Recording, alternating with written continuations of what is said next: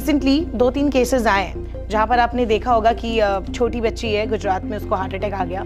May be इसके कई reasons भी हो सकते हैं, लेकिन क्या क्योंकि अब पेरेंट्स कुछ जो है उनको डर भी लगने लगा है कि ऐसे मामले अभी क्यों आ रहे हैं, क्या किसी से रिलेटेड है या फिर नॉर्मल बात है, कोई अलार्मिंग चीज़ है? जी, पहले भी ऐसे मामले आते थे, बट ये है कि मीडिया ना होने की वजह से उतना हाईलाइट नहीं होते थे। बट हाँ, बच्चों में हम कह सकते हैं कि it is extremely rarest of rare. But ऐसा नहीं है, कुछ विकार ऐसे होते हैं, कुछ एबनॉर्मलिटीज होती है जो कंजेनाइटल होती हैं। अच्छा, उसको अब हार्ट अटैक आना इज़ बेसिकली नसों में ब्लॉकेज होना, यानी कि coronary artery disease, that is not possible in a young child. लेकिन और बहुत सारी कार्डियक बीमारियां हैं जो बाई बर्थ होती हैं, और इसमें उस तरह की बीमारियां जिसमें कि इलेक्ट्रिकल करंट की प्रॉब्लम होती है हार्ट की, जैसे हमारे घर की लाइट चली जाए एकदम से, वो वाले इश्यूज रादर देन पानी का इशू जो कि ब्लॉकेज हार्ट अटैक। सो कई सारी ऐसी बीमारी होती है बाई बर्थ जो conduction system of heart is abnormal, उससे रिलेटेड बहुत सारी arrhythmogenic hyperplasia etcetera, you know, holes in heart, बहुत सारी ऐसी चीज़ें हैं जिन पे हार्ट का कंडक्शन सिस्टम अफेक्ट हो सकता है। इस तरह सडन प्रॉब्लम हो सकती है। आई एम अज्यूमिंग कि इस लड़की को कोई और सिम्टम नहीं था उसके पहले, ठीक है। अगर कोई और सिम्टम होता, मान लीजिए कोई कंजेनाइटल हार्ट डिजीज होता, तो कोई ब्रेथलेसनेस, सांस फूलना एटसेट्रा एटसेट्रा पेरेंट्स ने देखा होगा। अगर नहीं देखा और सडनली डेथ हुई है, then that points towards problem with the electrical system of heart, conduction system of heart, जो बहुत सारे एरिथमियाज वगैरह, तो उसकी भी कुछ rarest of the rares situations हैं।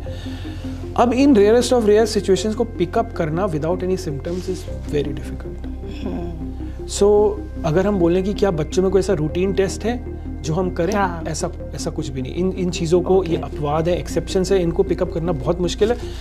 बट मैं हमेशा 5 सिम्टम्स बोलता हूँ जो हार्ट डिजीज़ के हैं, वो चाहे बच्चे में हो या बड़े में हो, उनको कभी इग्नोर नहीं करना चाहिए। बड़ों की स्पेशली अगर हम बात करें, एंजाइना यानी कि चेस्ट पेन किसी भी तरह का, और इसमें वो जॉ में हो सकता है, राइट साइड में हो सकता है, बैक में हो सकता है, कहीं भी। लेकिन अगर आपको यहाँ के ऊपर कहीं भी पेन हो, उसको एसिडिटी मत समझिए, उसको कुछ भी और मत समझिए कि मैंने मसल ट्विस्ट कर ली, एसिडिटी, कुछ नहीं। आपको पहले कार्डियक ही रूल आउट कराना है, क्योंकि वही आपकी जान बचाएगा। सो एंजाइना यानी कि चेस्ट पेन। दूसरा है सांस फूलना, ब्रेथलेसनेस, जो कि पहले नहीं होती थी, अब होने लगी है सडन, है ना। पहले आप 2 फ्लोर चढ़ लेते थे, अब आप 1 फ्लोर में सांस फूल रही है, लेकिन ठीक हो जा रही है, ये एबनॉर्मल है। तीसरा है पैल्पिटेशन यानी कि रेसिंग हार्ट बीट। जिस तरह आप दौड़ते हैं उस वक्त जब आपकी धड़कन तेज होती है, आप बैठे बैठे अगर आपकी वैसी धड़कन तेज हो रही है, तो it could be a cardiac problem. Fourth is syncopal episode यानी कि चक्कर आना। मोस्टली न्यूरोलॉजिकल बीमारी में होता है, बट कार्डियक में भी बहुत सारी बीमारियों में ये पैटर्न है। और 5वां है अनएक्सप्लेन्ड फटीग, पूरे दिन थकान रहना। इसके साथ कुछ माइनर सिम्टम है, जैसे पीलीडीमा यानी पैरों में सूजन आना, नेक की वेन्स दिखना, ये सब माइनर।